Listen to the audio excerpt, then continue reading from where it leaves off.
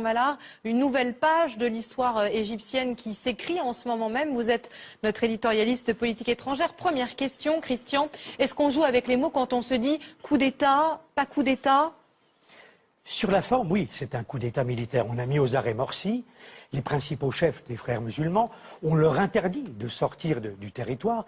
Mais sur le fond, je dirais plutôt que les militaires ont apporté leur aide à une majorité d'Égyptiens, des laïcs, des libéraux, les classes moyennes et surtout les classes populaires pauvres qui se sentaient trahis par Morsi. Il leur a accusé d'avoir confisqué leur révolution et puis surtout d'avoir voulu s'arroger les pleins pouvoirs. Ça, ils ne l'ont pas admis.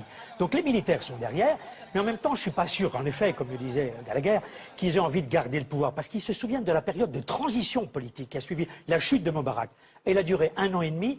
Ils n'ont pas été très populaires parce que politiquement et économiquement, ils n'ont pas été bons. Alors, Christian, que pouvez-vous nous dire de ce nouvel homme fort, on va l'appeler comme ça, ce général Al-Sisi, qui a pris la parole tout à l'heure pour présenter... Jeune général, 58 ans, homme du sérail militaire, c'est un ministre de la Défense de M. Morsi.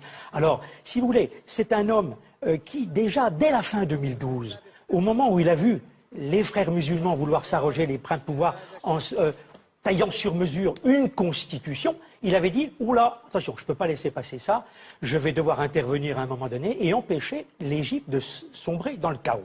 Eh bien, il est arrivé aujourd'hui, si vous voulez. C'est un homme qui a été formé, il faut le rappeler, en Grande-Bretagne, mais surtout aux États-Unis. Alors, je vais carrément dire ce soir que c'est l'homme des Américains.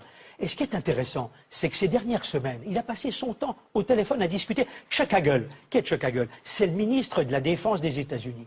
Alors, à travers lui et son action, j'ai envie de dire qu'Obama a voulu se racheter d'avoir lâché peut-être Moubarak un peu trop vite, parce qu'il a réalisé que Morsi et démocratie, c'était pas très compatible. Ça rimait pas forcément.